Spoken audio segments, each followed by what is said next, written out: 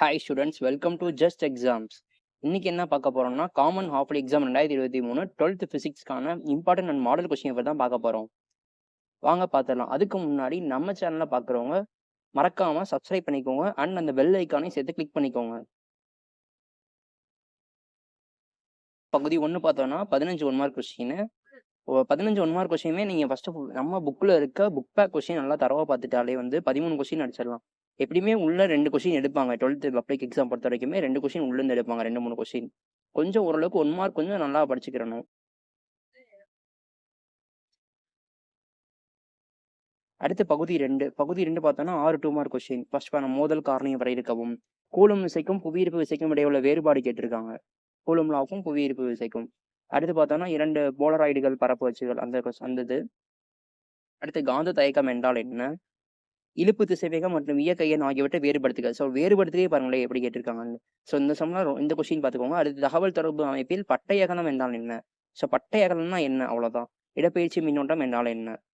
அதுக்கடுத்து பார்த்தா 24 கொஸ்டின். 24 வந்து கம்பல்சரி கொஸ்டின். என்ன கேட்டிருக்காங்க, சம அளவு மற்றும் நிறை கொண்ட ஒரு கோள வடிவ கல் மற்றும் கோள வடிவ உலோக பந்து ஒரே உயரத்தில் இருந்து விழ செய்யப்படுகின்றன. ஸோ கல் அல்லது உலோக பந்து இதில் எது புவியிருப்பை முதலில் வந்தடையும். உனது விடையை நியாயப்படுத்துக. காற்று உராய்வு இல்லை என கருதுக. ஸோ இது வந்து இந்த இடத்துல வந்து காற்றுக்கு உராய்வு இல்லை என நம்மளை வந்து அசியூம் பண்ணிட்டு இந்த சம் நம்ம அப்ரோச் பண்ண சொல்லியிருக்காங்க. ஸோ இந்த கொஸ்டின் நம்ம வந்து நார்மலாகவே அந்த புவியீர்ப்பு விசை வச்சு நம்ம எழுதணும் இந்த கொஸ்டினுக்கு அந்த ஆன்சர். அடுத்து பகுதி 2 பார்த்தோம்னா 6 3 மார்க் கொஸ்டின். ஃபர்ஸ்ட் பாருங்க, இதுல வினாயின் 33 ஒரு கட்டாய வினா. ஏன்னா இது வந்து வினாயின் 33 ஒரு கம்பல்சரி ப்ராப்ளமா வந்துடுது நமக்கு இந்த இடத்துல. ஸோ அதிர்வெண் பண்பேற்றத்தின் நன்மைகள் மற்றும் வரம்புகள் யாவை. அப்புறம் 1 பாயிண்ட் இந்த ஒரு ப்ராப்ளம் கேட்டிருக்காங்க. அடுத்து ஒளி டயோடு அதோட பயன்பாடு. ஒளி டயோடுக்கு அந்த சிம்பிளுக்கு நம்ம வரைஞ்சிடணும். அப்போ ஃபர்ஸ்ட் டெஃபனிஷன், அதோட அப்ளிகேஷன் 2 பாயிண்ட் எழுதணும். 2 அல்லது 3 பாயிண்ட் எழுதிருங்க. அடுத்து வீட்ஸ்டோன் சமண சுற்றின் சமன் செய் நிலைக்கான நிபந்தனை. வீட்ஸ்டோன் சமண சுற்று டயக்ராம் வரைஞ்சிடணும். ஒளிமின் நிலையோட விதிகள் கேட்டிருக்காங்க, வரிசைப்படுத்துக. ஸோ வரிசைப்படுத்தி அதை எழுதிடணும். அடுத்து பாருங்க, ஏ மற்றும் பி ஆகியவற்றின் அணுக்கர்களை பெற்றுள்ளது எனில் அந்த சிதைவடைந்த அணுக்கர்களின் எண்ணிக்கை அதிகம் விகிதம் கேட்டிருக்காங்க.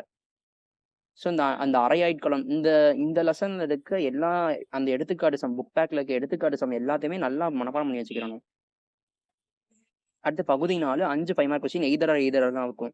ஃபர்ஸ்ட் கொஸ்டின் பாருங்களேன், சைக்ளோட்ரானின் தத்துவம், அமைப்பு மற்றும் இயங்கும் முறை.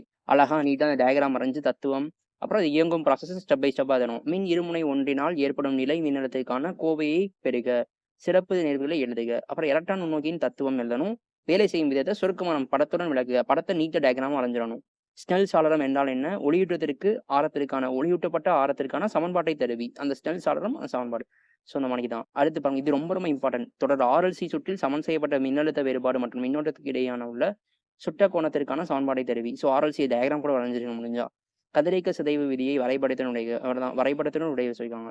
அடுத்து ஒரு அரை அலை திருத்தியின் படம் வரைந்து அதன் இதுல வந்து நமக்கு என்ன தெரியுதுன்னா, எல்லாத்துக்குமே டயக்ராம் வரையணும் கண்டிப்பா. லாஸ்ட் கொஸ்டின் பாருங்க, நிறமாலை என்றால் என்ன, வெளியீடு நிறமாலையின் வகைகளை கேட்டிருக்காங்க, அவ்வளவுதான்.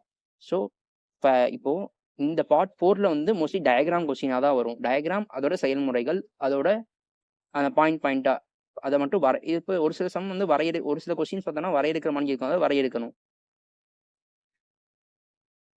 ஸோ இந்த மாணிக்க 12th ஃபிசிக்ஸ் எக்ஸாம்க்குரிய இம்பார்ட்டன்ட் கொஸ்டின் அண்ட் எக்ஸாமை ஈஸியாக கிராக் பண்ணணும் மற்றும் ஹை மார்க்ஸ் ஸ்கோர் பண்ணணும்னா நம்ம சேனலை மறக்காமல் சப்ஸ்கிரைப் பண்ணிக்கோங்க.